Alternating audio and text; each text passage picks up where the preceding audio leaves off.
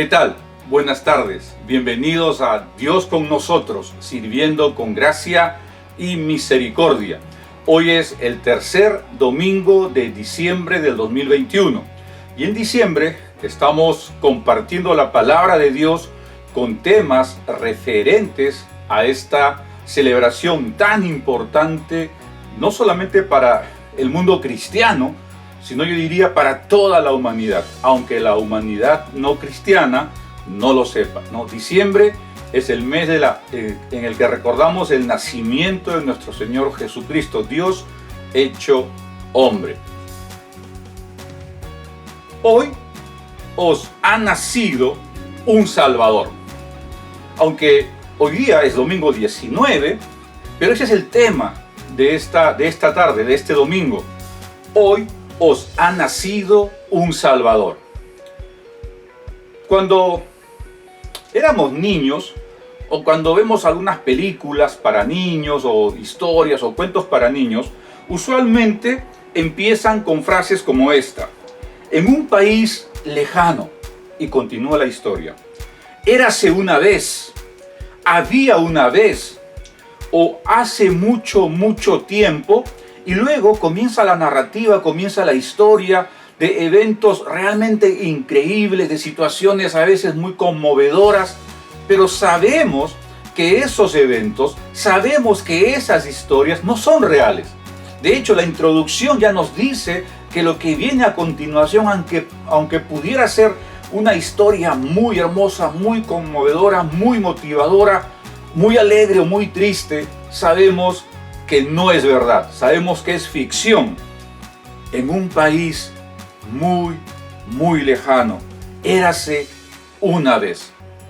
Sin embargo, hay en la actualidad, lastimosamente, muchas personas que creen que Jesús es una historia, es un cuento, que no es realmente un hecho histórico.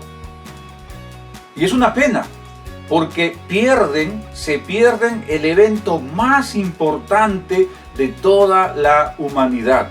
Tan importante y real es este evento que corta la historia universal en dos: antes de Cristo y después de Cristo.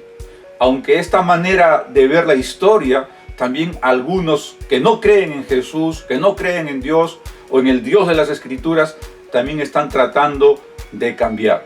Pero cambien o no eso, lo cierto es que la historia y la vida misma se divide antes de Cristo y después de Cristo. Vamos a orar. Amado Señor, queremos como siempre darte a ti, Señor, la gloria y la honra. Gracias, Señor, por permitirnos compartir tu palabra como cada domingo, Señor, a través de este medio. Oramos que a los hogares que podamos llegar, a los corazones que podemos llegar con tu palabra, que tu palabra les alimente, que tu palabra los reconforte, también que los confronte, Señor. Queremos vidas cambiadas, transformadas por tu palabra, Señor, para que la gente vea a través de nuestra vida que tú eres Dios, que tú eres el único que realmente cambia los corazones y la vida. Gracias por permitirnos compartir tu palabra en este mes tan importante. Que todo sea para tu honra y para tu gloria. En tu nombre oramos. Amén. Amén. Entonces, entre este domingo y el siguiente domingo, vamos a quedarnos en el capítulo 2 de Lucas. El primer domingo trabajamos el capítulo 3. Pero ahora vamos a retroceder unas páginas y vamos a empezar en el capítulo 2 del Evangelio de Lucas. Ustedes saben que Lucas no solamente fue médico, sino también historiador. Y el libro de Hechos nos muestra, el Evangelio de Lucas nos muestra esa vena de historiador que cuenta los acontecimientos con toda precisión. Entonces vamos a trabajar esta tarde del capítulo 2, del versículo 1 hasta el versículo 14. Dice la palabra de Dios: y aconteció en aquellos días que salió un edicto de César Augusto para que se hiciera un censo de todo el mundo habitado. Este fue el primer censo que se levantó cuando Cirenio era gobernador de Siria, y todos se dirigían a inscribirse en el censo, cada uno a su ciudad. Y también José subió de Galilea, de la ciudad de Nazaret, a Judea, a la ciudad de David, que se llama Belén, por ser él de la casa y de la familia de David.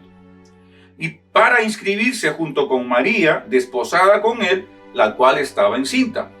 Y sucedió que mientras estaban ellos allí, se cumplieron los días de su alumbramiento, y dio a luz a su hijo primogénito.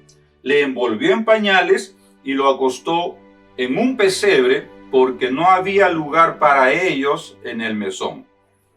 En la misma región habían pastores que estaban en el campo, cuidando sus rebaños durante las vigilias de la noche. Y un ángel del Señor se les presentó, y la gloria del Señor los rodeó de resplandor, y tuvieron gran temor. Mas el ángel les dijo: no temáis, porque he aquí os traigo buenas nuevas de gran gozo, que serán para todo el pueblo. Porque os ha nacido hoy en la ciudad de David un Salvador, que es Cristo el Señor. Y esto os servirá de señal: hallaréis a un niño envuelto en pañales y acostado en un pesebre. Y de repente apareció con el ángel una multitud de los ejércitos celestiales, alabando a Dios y diciendo: gloria a Dios en las alturas, y en la tierra paz entre los hombres en quienes Él se complace. La próxima semana continuaremos con el resto de la narrativa, de la historia. Pero quiero que sepas, en primer lugar, que Jesús nació en un tiempo concreto de la historia.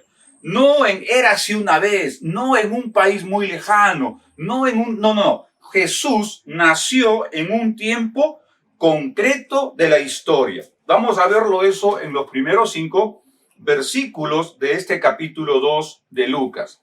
Dice en el versículo 1: y aconteció en aquellos días, y tú puedes pensar, pero así empiezan las historias. No, mira, y aconteció en aquellos días que salió un edicto de César Augusto. Este César Augusto es un emperador, el primer emperador romano. Él reinó como emperador, gobernó como emperador de Roma desde el 24 antes de Cristo hasta el año 14 después de Cristo. Y no porque esté su nombre en la Biblia, sino en la historia de Roma. Ahí está César Augusto como el primer emperador romano. Y gobernó, dice la historia, no las escrituras, dice la historia que su gobierno fue del 24 antes de Cristo hasta el 14 después de Cristo. Y este emperador dice que en esos días decretó que se hiciera un censo en todo el mundo habitado. Es una manera de decir en todo el imperio romano, que en ese momento era básicamente todo el mundo habitado, el mundo conquistado por Roma. Ese dato histórico que Lucas da, entonces nos ubica en un tiempo concreto de la historia. Esta es la línea de la historia y aquí está César Augusto, un hecho comprobable, verificable, fuera de las escrituras, en los libros de historia universal, en los libros de geografía, etc. Ahí está César Augusto. Y él hizo y decretó, por mandato imperial, que se hiciera un censo en todo el imperio. Fíjate cómo es increíble Dios, que usa estos eventos que para algunos pudieran ser circunstanciales o coincidencias para hacer cumplir sus profecías. Miqueas, el profeta Miqueas, escribió: pero tú, Belén Éfrata, aún eres pequeña entre las familias de Judá. De ti me saldrá el que ha de ser gobernante en Israel, y sus orígenes son desde tiempos antiguos, desde los días de la eternidad. Esta profecía va a dar cumplimiento a través de este censo que César Augusto decretó que se hiciera en todo su imperio. ¿Por qué? Tranquilo, ahora continuamos con eso. Versículo 2. Este fue el primer censo que se levantó cuando Cirenio o Querinio, también es otra forma de llamarle, Cirenio era gobernador de Siria. Y Cirenio fue gobernador de Siria del 12 antes de Cristo hasta el 16 después de Cristo. Otro dato comprobable en la historia universal. Fíjate cómo un personaje que se relata aquí en la palabra de Dios, en Lucas, es un personaje que la historia universal también lo ubica en la línea del tiempo. Cirenio o Querinio fue gobernador de Siria entre el año 12 antes de Cristo y hasta el año 16 después de Cristo. En este periodo tuvo poder en esta zona en diferentes niveles, pero gobernador al fin y al cabo. Y dice versículo 2, este fue el primer censo que se levantó cuando Cirenio era gobernador de Siria. Entonces, son eventos, dos personajes, César Augusto y Cirenio, personajes históricos de la historia universal que son ubicados. No es érase una vez en un país lejano, no es un cuento, son hechos históricos narrados desde la perspectiva de un historiador, Lucas. Versículo 3. Y todos se dirigían a inscribirse en el censo, cada uno a su ciudad. Versículo 4. Y también José subió de Galilea al norte, en la ciudad de Nazaret, es decir, Galilea la provincia, y en esa provincia estaba la ciudad de Nazaret, donde estaba viviendo José con María, y fueron a Judea, hacia el sur, ¿no? A la ciudad de David, llamada Belén. La razón, por ser él, José, de la casa y de la familia de David. María también, pero Lucas nos da la perspectiva desde la descendencia de José. José, por ser de la familia de David, tenía que ir a la ciudad de David, a la ciudad de Belén, a registrarse en este censo. Y entonces, fíjate cómo con este acontecimiento, con este decreto que da César Augusto y que lo cumple Cirenio, hace que la profecía de Miqueas se cumpla. Pero tú, Belén Éfrata, otra manera para llamar a Belén, aunque eres pequeña entre las familias de Judá, de ti me saldrá el que ha de ser gobernante en Israel. Y sus orígenes, ojo, son desde tiempos antiguos, desde los días de la eternidad, la preexistencia de Cristo Jesús. Versículo 5. Para inscribirse junto con María, desposada con él, la cual estaba encinta. Aquí entonces Lucas nos está diciendo que por este censo decretado por César Augusto y dado cumplimiento por Cirenio, entonces José y María, que estaban en Nazaret, ellos tienen que bajar hacia Judá, hacia la ciudad de Belén, para inscribirse, porque José era de la familia de David y tenía que registrarse allí. Pero María estaba encinta, estaba embarazada. Y ya, versículo 6. Y sucedió que mientras estaba, bueno, vamos a quedarnos en el 5 todavía, ¿no? Para inscribirse junto con María, desposada con él, la cual estaba encinta. María estaba embarazada por obra del Espíritu Santo. Fíjate, Lucas, aquí está, nacimiento de Juan el Bautista. Y al 6º mes, el ángel Gabriel fue enviado por Dios a una ciudad de Galilea llamada Nazaret, fíjate, ahí está, a una virgen desposada con un hombre que se llamaba José, de los descendientes de David. El nombre de la virgen era María, virgen, una mujer que no tenía todavía intimidad con ningún varón. Y entrando el ángel le dijo: salve, muy favorecida, el Señor está contigo, bendita tú entre las mujeres. Pero ella se turbó mucho por estas palabras y se preguntaba qué clase de saludo sería este. Y el ángel le dijo: no temas, María, porque has hallado gracia delante de Dios, y he aquí concebirás en tu seno y darás a luz un hijo y le pondrás por nombre Jesús. Este será grande y será llamado Hijo del Altísimo, y el Señor Dios le dará trono de su padre David. Y ahí la importancia de la descendencia de David. Y reinará sobre la casa de Jacob para siempre, y su reinado no tendrá fin. Entonces María dijo al ángel: ¿cómo será esto, puesto que soy virgen? Respondiendo el ángel le dijo: el Espíritu Santo vendrá sobre ti, y el poder del Altísimo te cubrirá con su sombra. Por eso el santo niño que nacerá será llamado Hijo de Dios. ¿Ok? Y ahí está. Entonces María quedó embarazada por obra del Espíritu Santo y ahora está yendo con José, su esposo, hacia Belén para ser partícipe de este evento. Jesús no es ficción.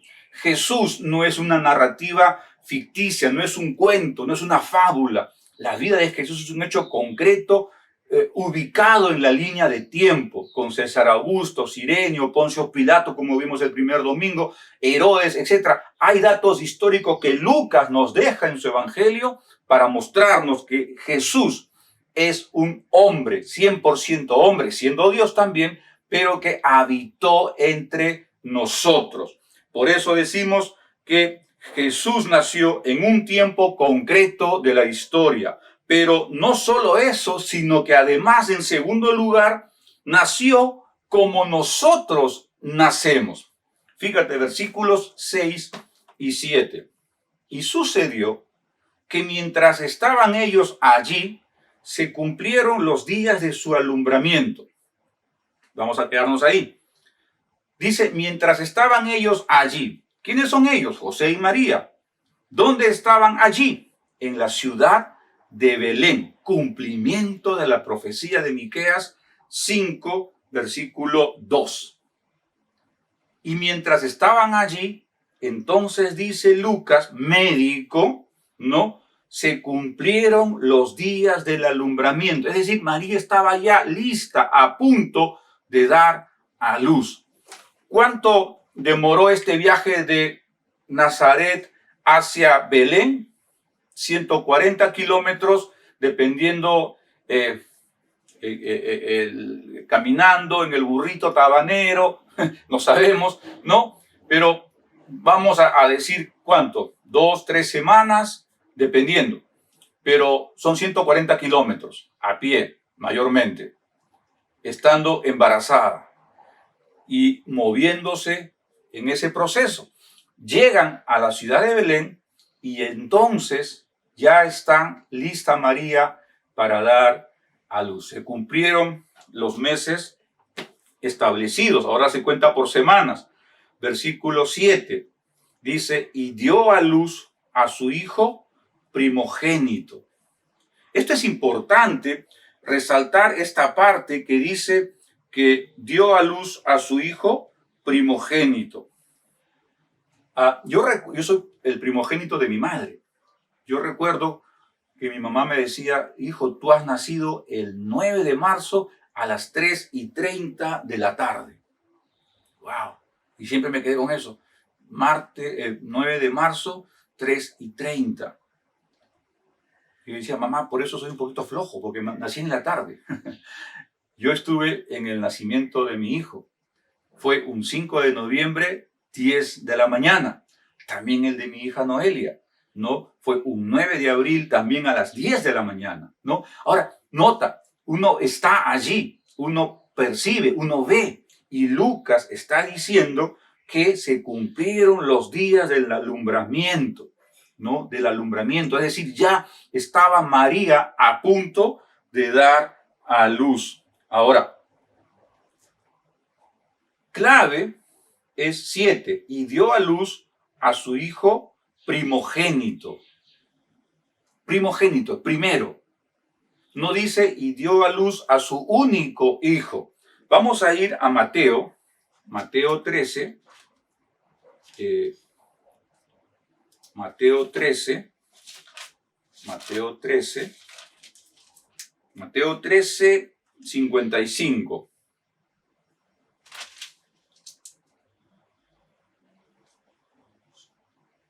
Vamos al 53. Y sucedió que cuando Jesús terminó estas parábolas, se fue de allí y llegando a su pueblo le enseñaba en su sinagoga, de tal manera que se maravillaban y decían, ¿dónde estuvo dónde obtuvo esta sabiduría y estos poderes milagrosos? ¿No es este el hijo del carpintero? ¿No se llama su madre María y sus hermanos Jacobo, José, Simón y Judas? ¿No están todas sus hermanas con nosotros? ¿De dónde después obtuvo todas esas cosas? Eso nos muestra que cuando Lucas dice que en el versículo 7, y dio a luz a su primogénito, María, con José, después tuvieron otros hijos más.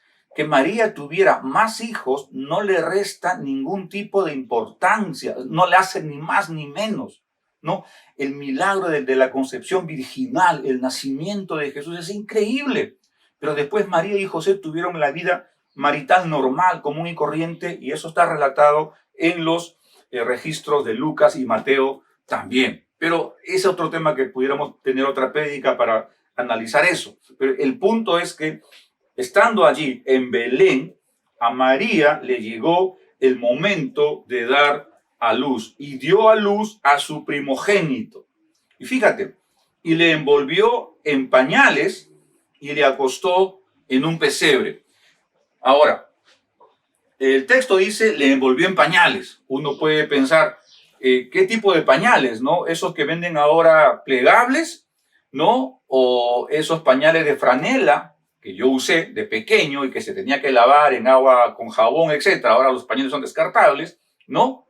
¿O qué había en esa época? Algunos dicen en tiras de tela. Bueno, lo que fuese que se usaba en ese momento, este niño que acababa de nacer como tú y yo hemos nacido, de esa manera natural, porque lo milagroso no fue el nacimiento en el sentido biológico, sino la concepción milagrosa por obra del Espíritu Santo, pero la gestación y el nacimiento fue exactamente como tú y yo nos gestó nuestra madre y como tú y yo nacimos.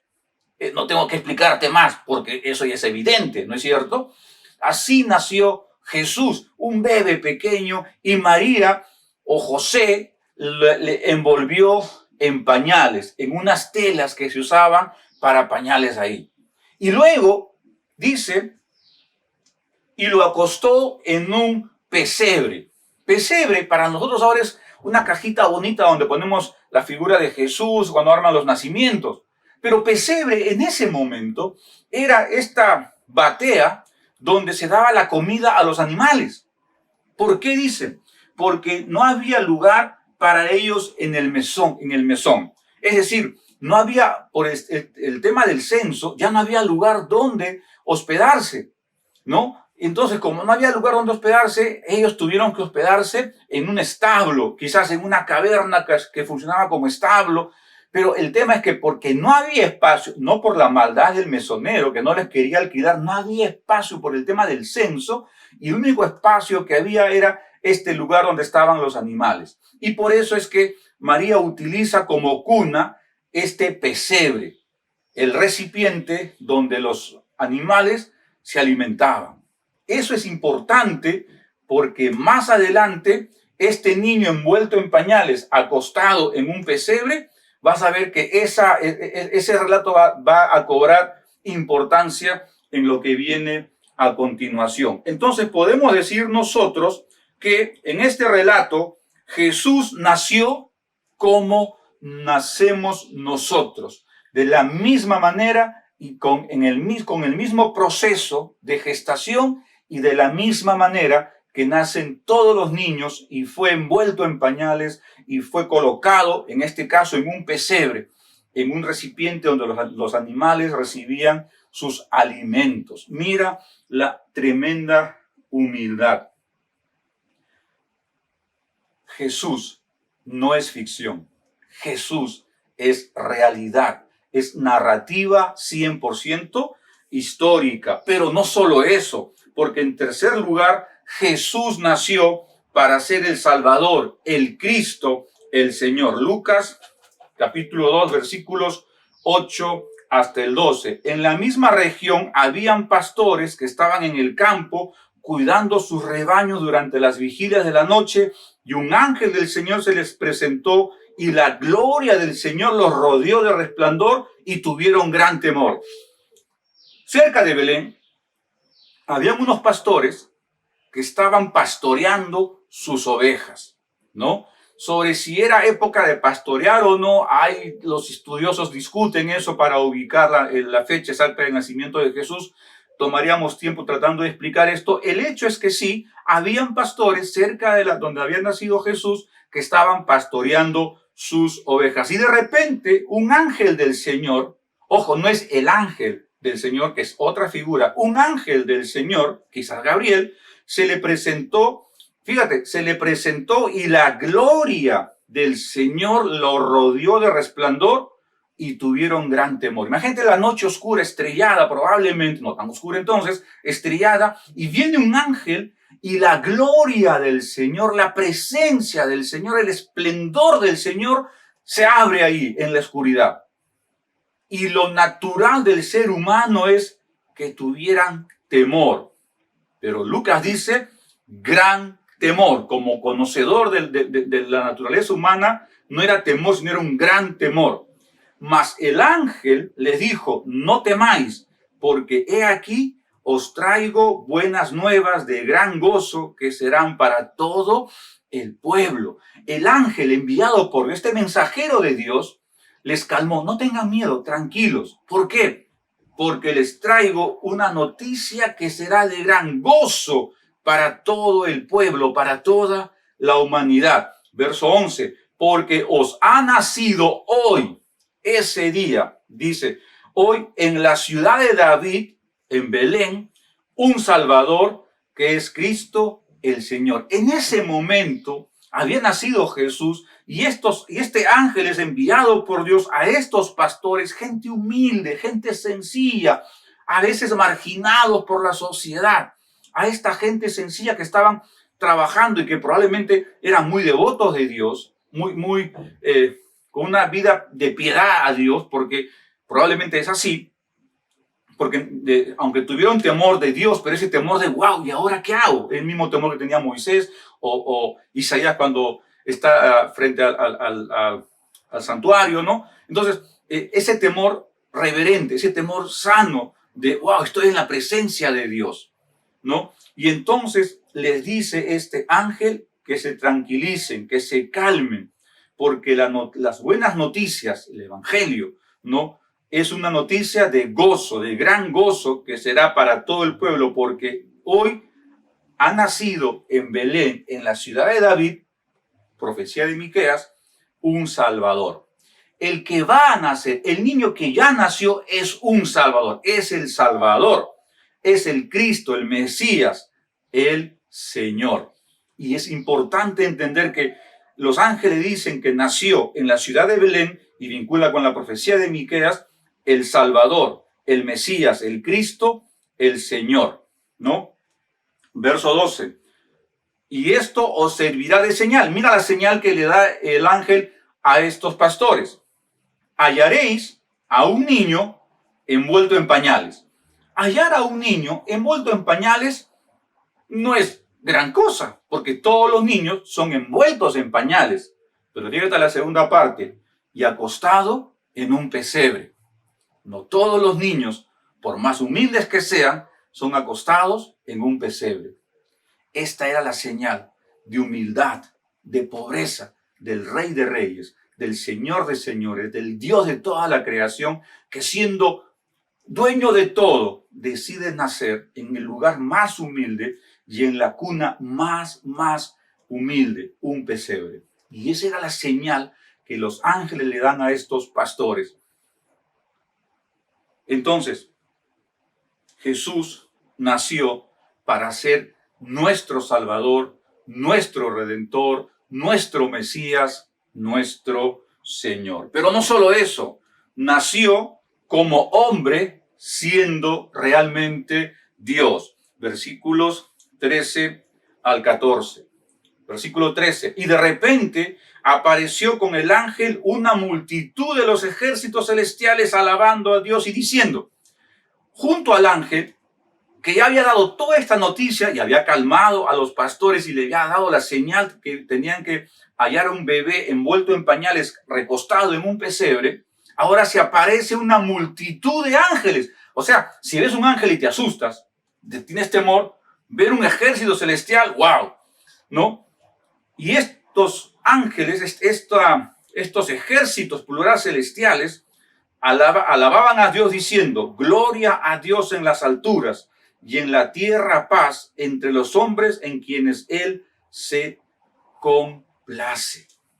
Increíble, ¿no? Estos ángeles ahora están diciendo, cantando, dicen algunos, gloria a Dios en las alturas y en la tierra paz. Jesús es el príncipe de paz, ¿no? Entre los hombres en quienes Él se complace, en quienes creen o creerán en Jesús como Señor y Salvador. Es increíble este acontecimiento registrado en la historia. Dios deja su majestuosidad para hacerse uno como nosotros y nacer de la manera más humilde, en el lugar más humilde. Y su primera cuna es un recipiente donde los animales se alimentaban. No en una cuna de oro, sino en un lugar humilde. Jesús nació como hombre siendo realmente Dios, porque Jesús es Dios. La profecía de Isaías 7:14, Emmanuel, Dios con nosotros, se cumple. Fíjate, Mateo 1:23. Mateo 1:23. Mateo 1:23. He aquí, la Virgen concebirá y dará a luz un hijo, y le pondrá por nombre Emmanuel. Traducido significa Dios con nosotros. Ese es el nombre de nuestra iglesia, Dios con nosotros, porque Dios está con y en medio de nosotros. Y en diciembre recordamos ese nacimiento de Dios con nosotros, el Emmanuel, Jesús el Salvador. Y eso cambia la historia universal y cambia la historia personal de cada uno de los que aceptamos a Jesús como Señor y Salvador. Concluyendo, Dios es Jesús hecho hombre y nació en un tiempo concreto de la historia. César Augusto Cirineo nació como cualquiera de nosotros. Después de 9 meses nació y fue envuelto en pañales y recostado en un pesebre, ¿no? Nació para ser el Salvador, el Cristo, el Señor. Y nació como hombre siendo realmente Dios. ¿Cómo podemos aplicar este mensaje durante esta semana? Esta semana previa a celebrar la Navidad del 24 en la noche y en todo el 25, planifica, ya sea en tu cena, ya sea en tu desayuno, o ya sea en algún momento del día 24 en la noche o del día domingo 25 durante el día, en un momento, en un tiempo de estos días, planifica junto con tu familia, con quienes tú vivas, explicarles a ellos quién es Jesús para ti.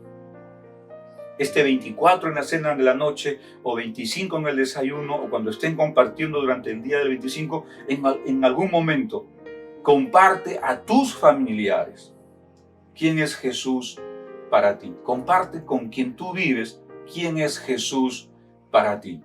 Y te dejo esa tarea, porque la próxima semana, el domingo que viene, que vamos a concluir esta historia, que sería el domingo 26, te voy a presentar el mensaje de salvación, para que tú y yo podamos tener vida eterna, vida abundante. Vamos a orar. Amado Señor, gracias por tu palabra. Gracias, Señor, porque tu palabra nos confronta, nos alimenta, nos enriquece y nos enseña también. Gracias por mostrarnos esta tarde que tú eres real, que tú no eres un cuento, que tú has quebrado la historia en dos antes de tu nacimiento y después de tu nacimiento, antes y después de Cristo. Gracias, Señor, por ser nuestro Salvador, nuestro Cristo y nuestro Señor. En tu nombre oramos. Amén. Amén. Gracias, nos vemos el próximo domingo 26 a las 5 de la tarde aquí en Dios con nosotros, sirviendo con gracia y misericordia. ¡Feliz Navidad!